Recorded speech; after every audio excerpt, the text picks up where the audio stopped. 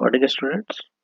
आज के लेक्चर में मैं आपको कुछ लाप्लास ट्रांसफॉर्म बताने जा रहा हूँ और जो कि मेनली जो अभी हमने पहले प्रॉपर्टी पढ़ी थी लीनियरिटी प्रॉपर्टी, उसी में बेस्ड वाला बताऊंगा। लेकिन उसमें जो हमने अभी तक ट्रांसफॉर्म की है उसको हम डायरेक्टली यूज करेंगे। ठीक है, तो आप स्टार्ट कर रहा हूँ मैं आज। लीनियरिटी प्रॉपर्टी पे बेस्ड है। अब वहाँ तो आपको पता नहीं लगेगा कि लीनियरिटी प्रॉपर्टी पे है कि नहीं बेस्ड क्वेश्चन, लेकिन आपको पता होना चाहिए। Find Laplace transform of 5t minus 3, इसका लाप्लास हमको निकालना है। 5t माइनस 3 का लाप्लास निकालना है। 5t minus 3।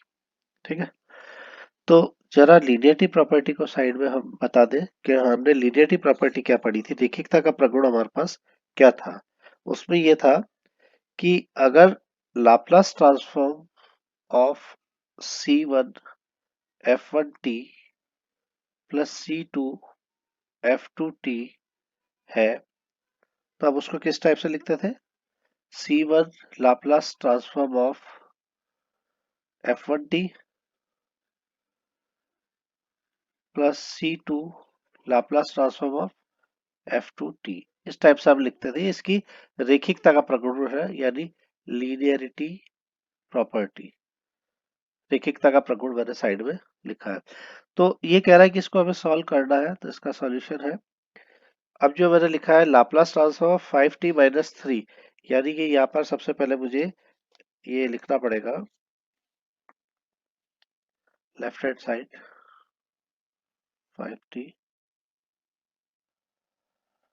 ये हो गया 5 बाहर आ गया, यानी C1 Laplace of t minus 3 बाहर आ गया, लाप्लास ऑफ 1। ठीक है, तो ये 5 तो है। लाप्लास ऑफ t जो है वो मुझे पता होना चाहिए। लाप्लास ऑफ t की वैल्यू कितनी थी। देखिए लाप्लास मेरे को यहाँ लिखना भी पड़ेगा। लाप्लास ऑफ 1 जो था वो मेरे पास था 1 अपॉन पी, याद करिए। और लाप्लास ऑफ t था, उसकी वैल्यू थी 1 upon p square.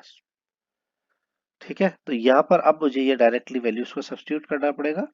1 upon p square minus 3 times of 1 upon P. ठीक, अब इसको जरा सॉल्व करके देख लेते हैं। तो ये मेरे पास आ जाएगा 5 minus 3p upon p square. This is the Laplace transform of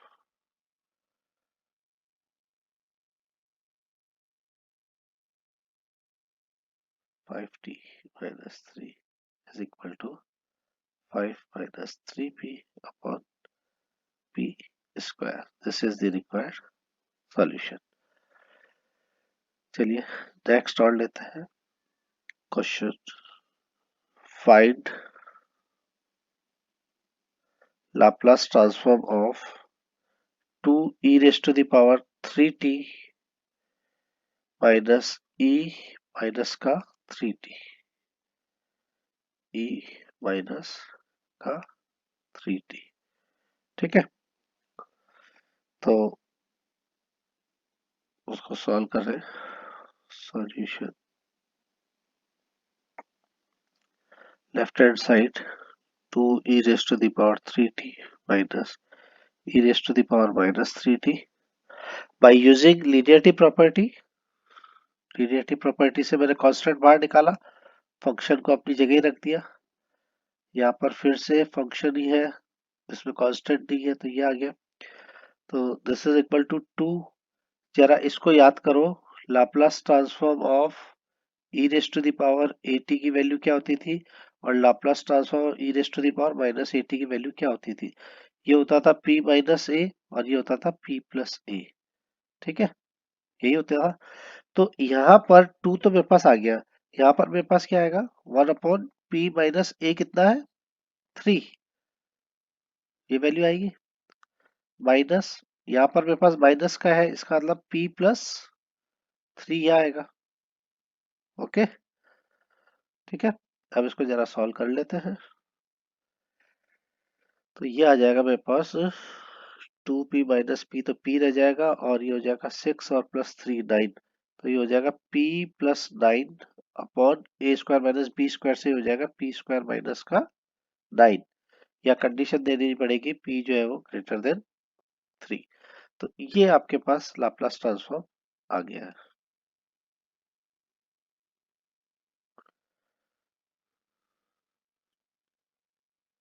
यानी कि आप क्या आ गया, Laplace transform of three, curly bracket इसमें स्क्रीन पे सही नहीं आ रहा है।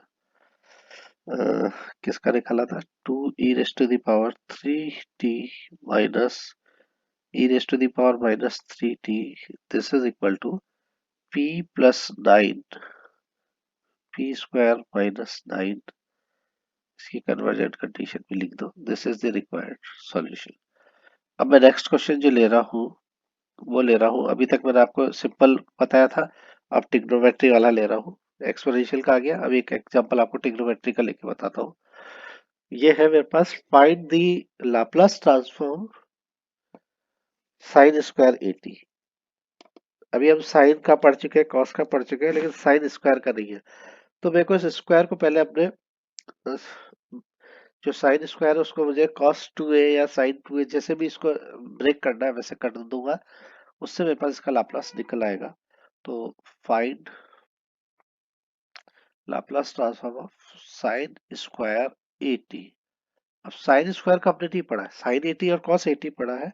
तो सबसे पहले इसको यहाँ पर आप देखिए, साइन स्क्वायर 80 जो है उसको ट्रिग्नोमेट्रिक फॉर्मूले से हम, इसकी आइडेंटिटी क्या होती है, this is equal to 1 minus cos 280/2, I think यही होती है, कॉस 2 80 है ना। अब इधर राइट हैंड साइड वाला तो मैं निकाल दूंगा क्योंकि लेफ्ट हैंड साइड वाले में स्क्वायर था। तो अब मैं यहाँ से इसको लिखता हूँ सॉल्यूशन में, सॉल्यूशन वी हैव, क्यों, क्योंकि मैं लाप्लास ऑफ साइन स्क्वायर को जो लिखूंगा ना 80, इसको क्या लिखूंगा, Laplace of 1/2 1 minus cos of 280। ठीक है, चलिए अब राइट हैंड साइड को मैं सॉल्व कर लेता हूँ, लीनियरिटी प्रॉपर्टी स्टार्ट करता हूँ। 1/2 को थ्रू आउट बाहर ले लेता हूँ। सबसे पहले लाप्लास ऑफ 1 आ गया minus Laplace of cos of 280। ठीक, मैं समझता हूँ समझ में आ रहा होगा। लाप्लास ऑफ 1, अभी हमने पहले बात की थी लाप्लास ऑफ 1, ये याद होना चाहिए, this is equal to 1/p। और Laplace of cos a t की वैल्यू आपके पास क्या थी, ये थी p/p² प्लस ए स्क्वायर। अब यह a जो है वो 2a है, तो Laplace of cos of 2at की अगर वैल्यू लिखेंगे तो क्या आ जाएगा, p² प्लस 4a², सिर्फ यहाँ इतना सा फर्क आएगा। तो चलिए इसको लिखते हैं, 1/2, ये हो गया 1/p माइनस p² नहीं है, p होता है ओनली, p अपॉन, इसकी वैल्यू सब्स्टिट्यूट करो, क्या है, p² प्लस का 2a का स्क्वायर। अब इसको सॉल्व कर लेते हैं तो ये आ जाएगा p² तो उड़ गया, और ये हो गया आपका 4a², 4a² में से 2 गया तो 2a² अपॉन के 2 से 2 काट दिया, और ये आपके पास बच जाएगा p multiply by p² plus 4a²। ठीक है, कंडीशन p के लिए लगा ही दो, हम शुरू वाले में नहीं लगाया था क्योंकि वहां भी 1/p था स्टार्टिंग के फर्स्ट क्वेश्चन में। यहाँ पर भी आप जो है p के लिए कर दीजिए p>0, ठीक है ना, p>0 वाली बात यहाँ लिख देंगे अपन, p>0, ये इसकी कन्वर्जेंट कंडीशन होनी चाहिए। चलिए सेकंड हो गया, थर्ड हो गया, तो यहाँ से लिख देते हैं, this implies Laplace transform of sine square of sin square at with p parameter, this is equal to twice of a square p upon p square plus 4a square.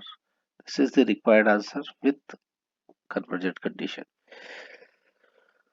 तो इस टाइप से हमको लाप्लास ट्रांसफॉर्म निकालना है। अभी मैं सिर्फ आपको लीनियरिटी प्रॉपर्टी वाले बता रहा हूँ जिसमें कि हम इसको कैसे चेंज कर रहे हैं। अब एक आध और मैं आपको ट्रिग्नोमेट्रिक फंक्शन वाला लेके बता रहा हूँ और लास्ट क्वेश्चन में मैं आपको सारे ले लूंगा जिसमें आपके लीनियरिटी प्रॉपर्टी में एक्सपोनेंशियल भी आ जाएगा, सिंपल वाला भी आ जाएगा और ट्रिग्नोमेट्रिकल फंक्शन भी आ जाएगा। तो एक आध और एग्जांपल इसमें करते हैं। जितने एग्जांपल करेंगे उतनी ही हमारे प्रैक्टिस में रहेगा।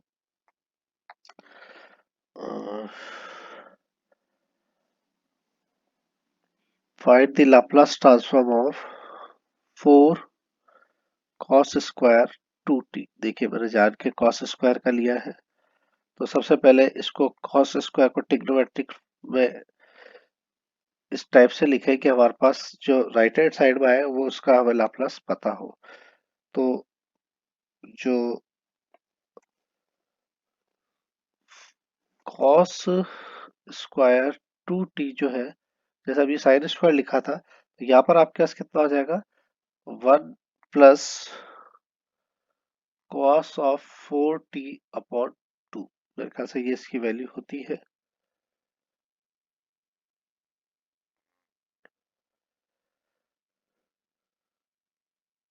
क्योंकि 2t होगा ना तो ये 2 आपके पास 4 आ जाएगा, ये इसकी वैल्यू आती है। तो यहाँ हम स्टार्ट कर सकते हैं।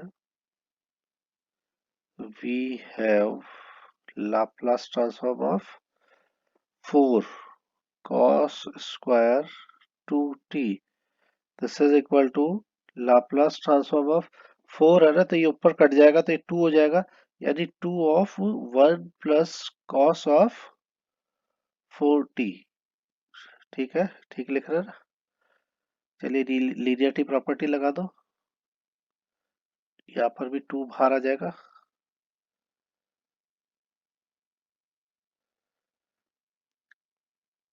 इसमें भी 2 को बाहर ले लो। Laplace of cos of 4t। अब लाप्लास 1 को आपको पता ही है क्या होता है, 1 अपॉन पी। ये हो गया 2 upon P plus 2 P upon p square plus 4t। 4t का मतलब हो गया 16 ए स्क्वायर, 16 ए स्क्वायर। अब ए तो यह है नहीं, ए की वैल्यू 1 है, तो यहाँ पर हो गया ओनली 16, क्योंकि यहाँ देखिए आपके पास 4 ही है। ऊपर मेरे पास क्या आ रहा था 280 आ रहा था, तो मैंने वहाँ ए लिखा था, यहाँ पर ये आ गया। अब इसको जरा सॉल्व और कर लेते हैं। ये 2p स्क्वायर और ये हो गया प्लस का 2p स्क्वायर यानी 4p स्क्वायर, और ये हो गया आपके पास कितना 32। तो यहाँ पर आपके पास हो जाएगा, 4 को अगर कॉमन ले लूं तो 4p स्क्वायर और 32, 8 चौक 32, और नीचे क्या आ जाएगा p upon p square plus 16। ये इसका आपके पास पूरा आएगा, और यहाँ पर p को है कन्वर्जेंट कंडीशन लिख दो। इसका मतलब this implies Laplace transform of 4 cos square 2t is equal to 4p square plus 8 upon p square plus 16 with its convergent condition p is greater than 0. This is the required solution. चलिए एक आध दो और example करा के आपको पूरा linearity property को पक्के तरीके से बता दें कि कैसे यूज होती है। Find the Laplace transform of cos hyperbolic square 2t।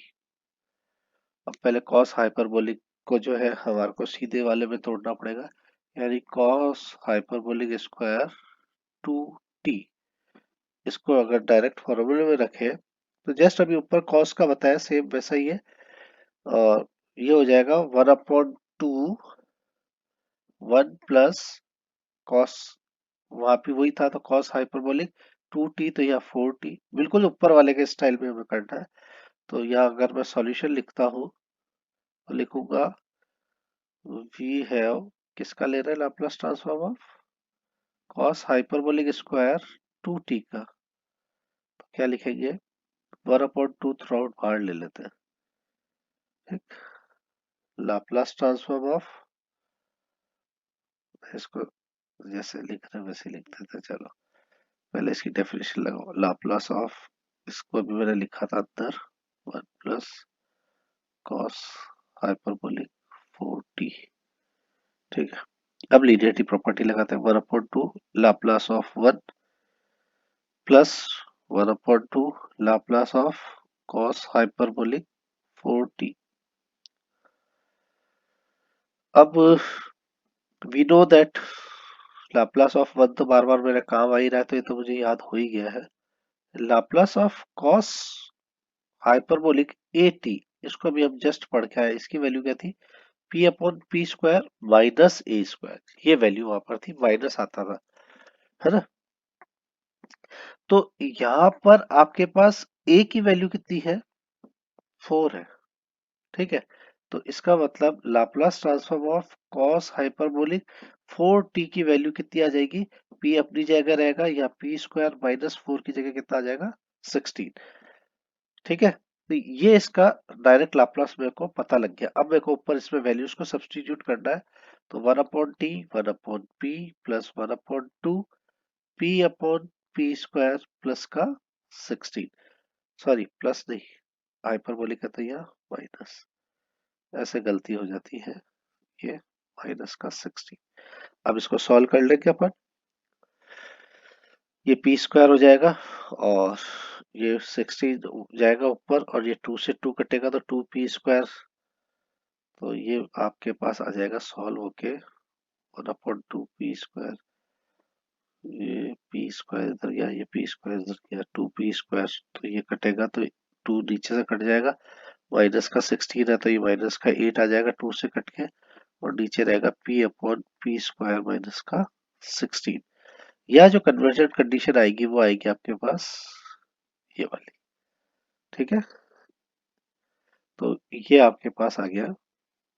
This implies Laplace transform of, किसका निकाला था मैंने, cos hyperbolic square 2t, this is equal to p² minus 8 upon p² minus 16 with condition, this is the required result। अब ये जो मैं last example आपको करा रहा हूँ, इसमें मेरे पास सारे टाइप के आपको फंक्शंस को मैं इन्वॉल्व कर रहा हूँ, कोशिश करूंगा सारे आ जाए। Find the Laplace transform of, function है 4e⁻5t प्लस 6t³ माइनस 3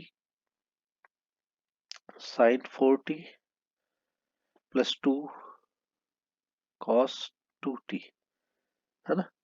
यानी that is Laplace transform of 4e⁻5t plus 6t³ minus 3 sin 4t plus 2 cos 2t, ये आपको निकालना, दैट इज नाउ सॉल्यूशन। चलिए, यूजिंग लीनियरिटी प्रॉपर्टी, यानी हम अब इसको एक एक को सेपरेट कर लें, by by linearity property, 4 Laplace of e⁻5t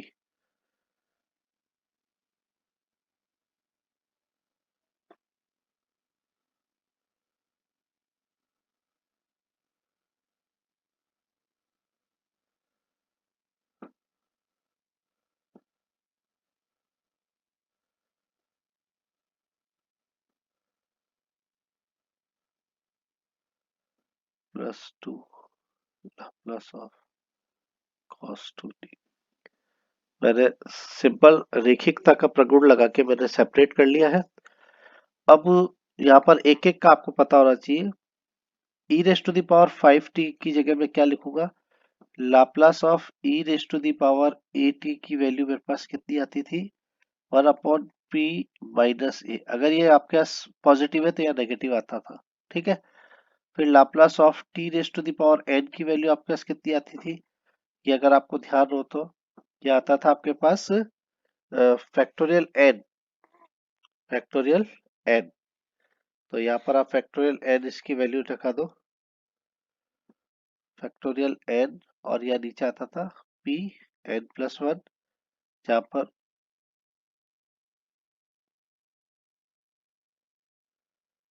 क्या हो गया,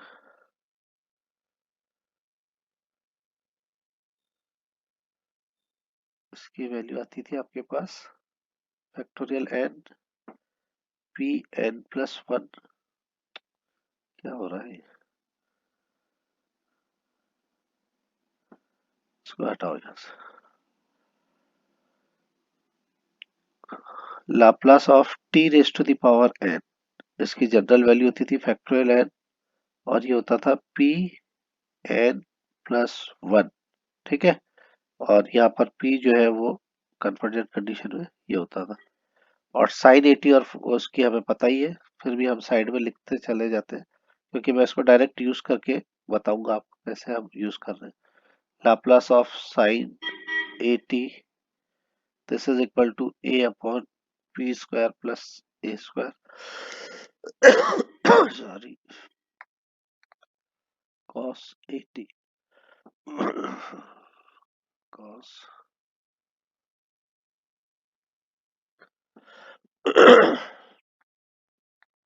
p upon p square plus a square.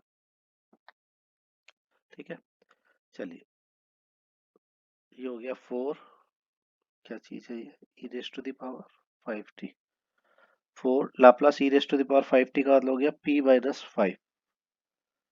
ठीक है, प्लस 6 और टी क्यूब का मतलब कितना हो जाएगा,